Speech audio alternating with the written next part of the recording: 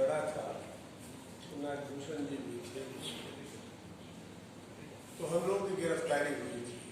तो अर्जुन जी भी उसी दौर के एक बहादुर साथी थे, आज चुपचाप बैठे हैं, वो भी सुन रहे हैं। और साथ ही हमारे मित्तल जी ने भी अपनी बातें रखी हैं, आप लोगों को कुछ समझाने की भी उन्होंने कोशिश की है। मुझे इसमें 2-3 विचारों पर मैं चाहता हूँ, खास तौर पर अशोक तंवर जी मुझ पर एक विचार जरूर कराए, और मैं अपने बुद्धिजीवी कम प्रशासक कम राजनीतिक कार्यकर्ताओं से भी मैं चाहता हूँ, जैसे एस.आर. दानापुरी जी ने 2 बातें रणनीतिक रखी। रणनीतिक बातें अच्छी लग सकती हैं दिशा संबंधी, लेकिन अभी तत्काल हमारे सामने कार्यभार क्या है। हम आशीष जी को सुन रहे थे, वो समझाने की कोशिश कर रहे थे कि भाई ये जो किसान आंदोलन चल रहा है, ऐसा मत मानो ये कोई बड़े किसानों का आंदोलन है, इसमें छोटे मझोले बहुत लोग हैं, ये किसी नेता का आंदोलन नहीं। तो वे इसलिए इसको समझा रहे थे कि अभी तक के दूसरे आंदोलनों का अनुभव था। अमूमन इसमें जो लोग हैं वो एमएल मूवमेंट के लोग हैं या सीपीएम सीपीआई के, उनकी अपनी एक दुनिया है, और जो आंदोलन अभी चल रहा है वो आंदोलन किसानों का बहुत बड़ा है, व्यापक है, तो उसमें सभी धारा के लोग हैं। तो अब उनको एहसास हो रहा है कि हम जिस दायरे में रहे हैं उस दायरे से बाहर भी बहुत सारी फोर्सेज है लड़ रही हैं। अन्यथा होता क्या है कि अहम भाव पैदा हो जाता है, कम्युनिस्टों में बहुत ज्यादा अहम भाव पैदा होता है, हम जो बोल रहे हैं वही सच है, इसके अलावा जो कुछ है वो ब्रह्म में माया है, हमारी ही सच्चाई है। तो सबका अहम भी टूट रहा है, अनुभव से टूट रहा है, ज्ञान से टूट रहा है। तो मैं, माधुरी जी ने जो एक बात कही, बहुत, चूंकि मैं आता नहीं अगर माधुरी जी की बात न सुनता। माधुरी जी ने कहा कि जमीन का मुद्दा बहुत महत्वपूर्ण है, लेकिन दौड़ देखो आज दलितों के लिए, आदिवासियों के लिए शिक्षा का भी बड़ा भारी। ऐसे ही हम एक गोष्ठी में थे स्वराज अभियान के, मुझे बड़ा कभी कभी लगता है कि अच्छे डेडिकेटेड साथी हैं हम लोग, हर तरह के आंदोलन में रहे, तो हमारा एक अनुभव भी इस मामले में जो सीमित है उस आधार पर मैं कह सकता हूँ। हम सीपीआईएमएल लिबरेशन में 30 साल तक रहे हैं, यूनिवर्सिटी के अध्यक्ष भी हम लोग रहे हैं, दादरी आंदोलन में बीपी सिंह के साथ भी मूवमेंट किए हैं। तो हमने जो आंदोलनों को देखा है, जो सीखा है, उससे मुझे लगा 2 बातें हमने सीखी। रोटी कपड़ा और मकान, यह 60 के दशक का, 70 के दशक का आंदोलन था, लेकिन आज के दौर में एक बहुत बड़ा आंदोलन है रोटी कपड़ा और मकान और पर्यावरण का सवाल, इकोलॉजी का सवाल। आज जब माधुरी जी कह रही जमीन के सवाल, मजदूरी के सवाल ठीक है, लेकिन शिक्षा का सवाल, स्वास्थ्य का सवाल, ये कुछ बुनियादी सवाल हो गए, जैसे रोटी कपड़ा और मकान।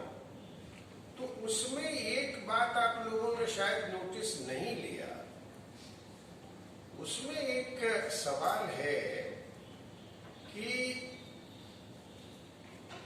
ये जो दलितों के लिए महिलाओं का जो प्रश्न है, उनको उच्च शिक्षा के लिए, माने सब लोग अनुभवी हमारे साथी हैं, इसमें मैं सबके ध्यान में रखते हुए इस बात को कह रहा हूँ। दलित महिलाएं, आदिवासी महिलाएं अमूमन आमतौर पर आप इनकी बात कीजिए, लेकिन दलित आदिवासी महिलाओं को अगर सरकार कोई स्पेशल असिस्टेंस एजुकेशन में नहीं देती है तो उनका ड्रॉप आउट इतना ज्यादा है कि वो आगे पढ़ ही नहीं सकते। तो ये प्रश्न कुछ ट्रेडिशन से अलग भी होने की जरूरत है। जैसे ये अभी दलित महिलाओं को, आदिवासी महिलाओं को, इसमें मेरा एक प्रत्यक्ष अनुभव भी है। हमारे देश में जैसे भारतीय जनता पार्टी वाले हैं, वो कहते हैं कि पॉपुलेशन नीति है, उनका मकसद रहता है मुसलमानों को हमला करने के लिए। लेकिन हमने जो अभी अनुभव देखा है, पॉपुलेशन रेट में आदिवासियों की माने जो रेट है वो ज्यादा है। अमूमन हमने देखा 7 बच्चे, 8 बच्चे, 6 बच्चे, 9 बच्चे। हमारे एक साथी है, लीडर है, तो उनके घर में पूरा सुबह में हंडा चढ़ता है, सुबह 7। तो मैं देखा कि लड़कियां इतनी शार्प है, तेज है गांव में। तो उससे मैं पूछा तो कहा जब छुट्टी रहती है तो सुबह शाम घर भर में खाना बनाना पड़ता है। माँ उससे मैंने पूछा भाई कितने बच्चे हैं? उनके 9 बच्चे। हमारी पार्टी को वहाँ लीडर है। तो मैं एक बहुत बड़ी तादाद देख रहा हूँ लड़कियों का जो पढ़ी लिखी होना चाहती हैं, लेकिन पढ़ने के लिए उनके पास कोई स्पेशल मेजर गवर्नमेंट आदिवासियों के लिए, दलितों के लिए लेती ही नहीं।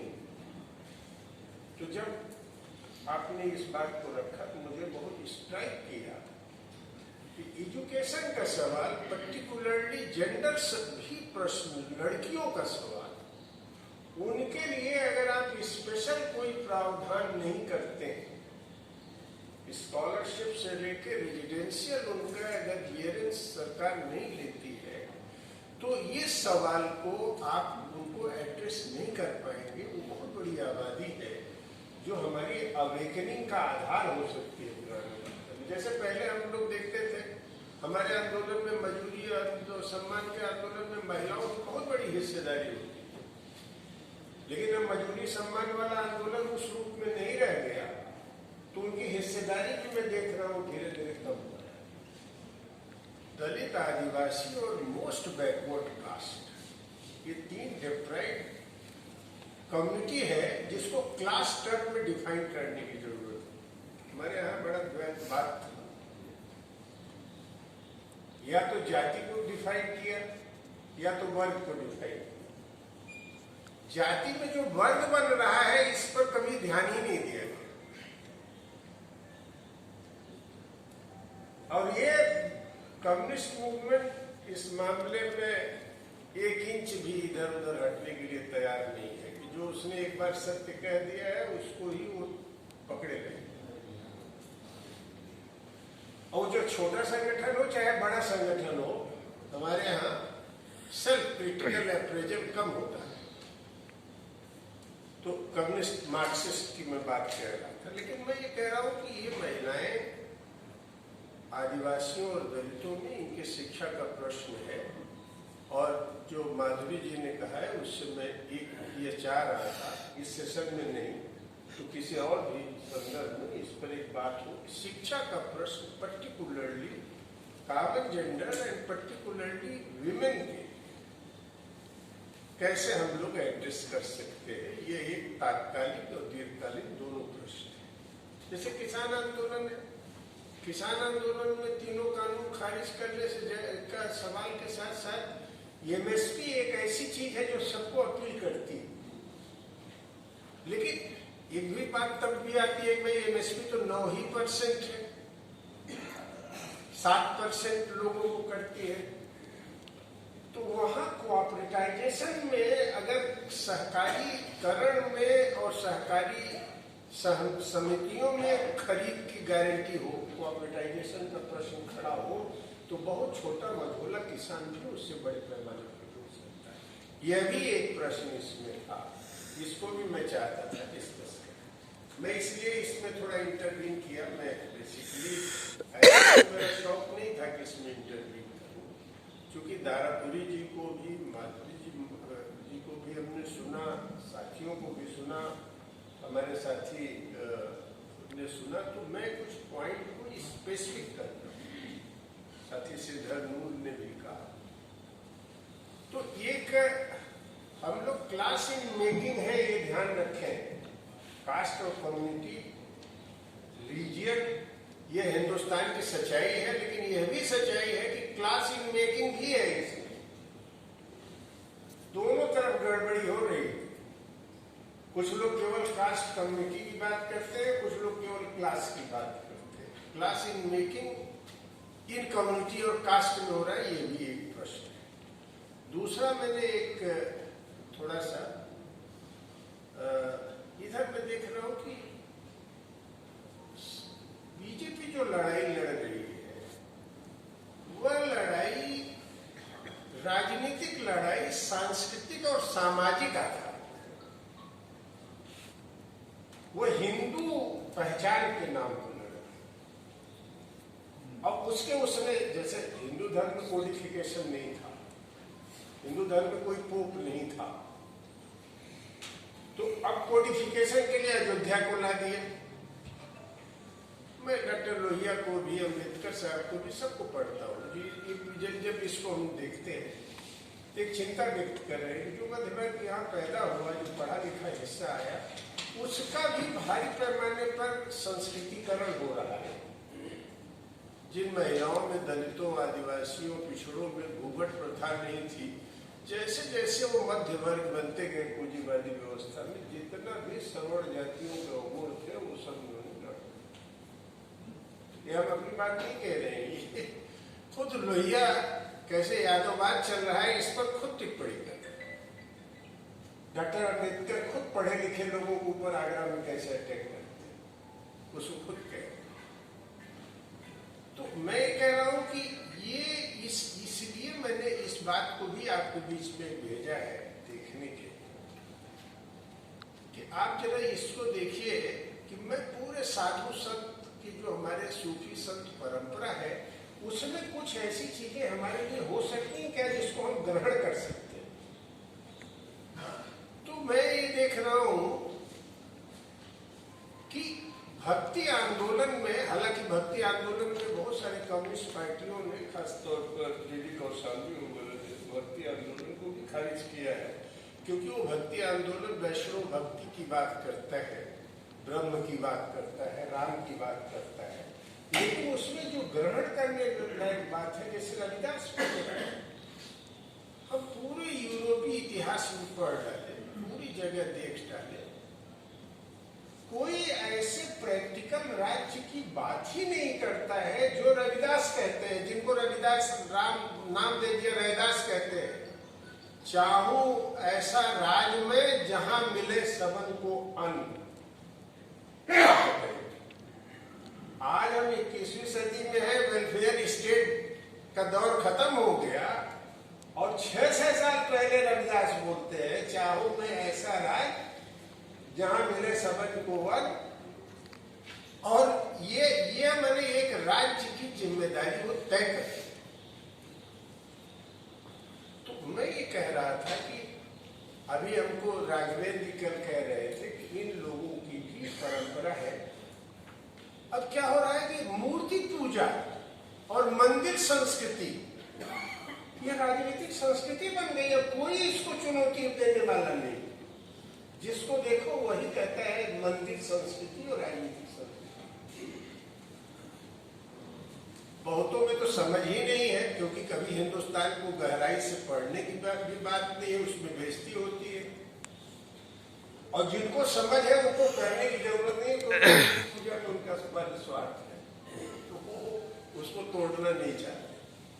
अब कोई लोहिया कोई अम्बेडकर भी नहीं है जो सवाल उठाए अपने ढंग से। तो मैं दूसरा सवाल ये चाह रहा था कि चूंकि गहराई में बात हो रही है इन मुद्दों पर, आदिवासियों के बीच से भी एक जब हमको फोन किया और ज्योतिषाचार्य थे तो मैंने कहा आदिवासी में भी ज्योतिषाचार्य, तो बोले हाँ हम तो कोल हैं लेकिन हम ज्योतिषाचार्य हैं, उनके 2 प्रतिनिधि आए इलाहाबाद से। तो मैंने कहा आइए आप लोग भी आइए, हम तो भाई बहुत दिन से कोलों के लिए 13 दिन अनशन पर बैठे थे, जेल भी गए थे, इनको भी दिया जाए। तो आदिवासियों में बहुत सारी ऐसी जातियां हैं आदिवासियों में जो आदिवासी होते हुए भी उनको सेंट्रल स्टेटस ट्राइबल नहीं मिला हर आदमी में। यह भी एक प्रश्न है, इसमें हम अभी कोर्ट के थ्रू इंटरव्यू किए हैं। भारत सरकार में हमारा पेंडिंग पड़ा हुआ है कि भारत सरकार भाई कोई वजह है कि आप आजादी के बाद जो ट्राइब है उसको आप शेड्यूल कास्ट बनाए, ये भी एक धंधा बन गया। तो मैं 2-3 इन प्रश्नों पर चाहता हूँ कि हस्तक्षेप हो।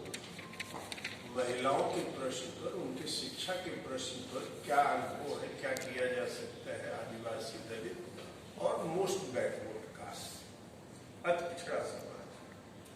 और जितनी जातियां हैं, चाहे नायर हो, चाहे मुदलियार हो, चाहे रेड्डीज हो, चाहे आपके लिंगायत हो, या आपके इधर के पूरे हिस्से हो, यादव हो, ये सब जातियां आज के दौर की प्रभु जाति हैं। इनका social status upper caste status हो गया है, लेकिन किसी को साहस नहीं है कि इनको कुछ कहे कि आप इनको आप निपटो। कहीं सुनते हैं? चल रहा, सब अपने अपने में चला रहे हैं, लेकिन कहीं से तो ब्रेक थ्रू करने की जरूरत है। आज मराठी भी कहते हैं हमको भी रिजर्वेशन, मराठी जाट है वो भी रिजर्वेशन के बाद रघुवंश के परंपरा के हैं। राकेश टिकैत से जब भी हम, महेंद्र सिंह टिकैत के जमाने से हम लोग जाते रहे तो कहता हम लोग रघुवंशी हैं, राम के वंश के सीधे सीधे हम लोग हैं। अब ब्राह्मणों में तिकड़म सबको जगह को पहनने दिया, ये अलग बात है। जहां जिसको चाहा दे दिया, नहीं चाहा नहीं दिया। तो मेरा कहना है कि इन प्रश्नों पर भी जो राघवेंद्र जी ने कहा कि जो इह लोग की बात करने वाले, जिसको सेकुलर कहते हैं, इस देश दुनिया की बात करने वाले संत समागम है, जो मूर्ति में प्राण स्थापना नहीं करते हैं, ऐसे साधु संतों को भी हम लोगों को जुटाना चाहिए। बीजेपी के फांसीवाद के खिलाफ लड़ाई में वो भी मजबूती देती, ये बात तो कह रहे हैं, और मैं इसको खारिज नहीं करता। तो जो साथी यहाँ आए हैं, मैं अनुरोध करूंगा कि यहाँ जितना डिस्कशन हो जाए ठीक है, अन्यथा जो लोग रुक सकेंगे ये 6 बजे तक हम लोग इसको रिटेन कर सकते हैं। क्यों अशोक जी? 6 बजे तक हम लोग रिटेन कर सकते हैं और हम लोग इन प्रश्नों पर फर्दर प्रोग्राम के लिए, जैसे संतोष जी ने रखा या हमारे श्रीधर साथी रखते हैं, जो साथी रह सके उसको थोड़ा हम लोग डेलिबरेट करें। यह तो हमारी एक स्मॉल बिगिनिंग है, ताकि हम किसान आंदोलन के पार्ट हैं, किसान आंदोलन का विस्तार दलितों, आदिवासियों और मोस्ट बैकवर्ड तक ले जा सके। इसका तो बहुत सीमित पर्पज है, लेकिन फिर फ्यूचर में किया जाए तो सब लोग मिलकर लॉन्च करें और उन बिंदुओं पर लॉन्च करें जहां इन पर हमारी सहमति। Thank you.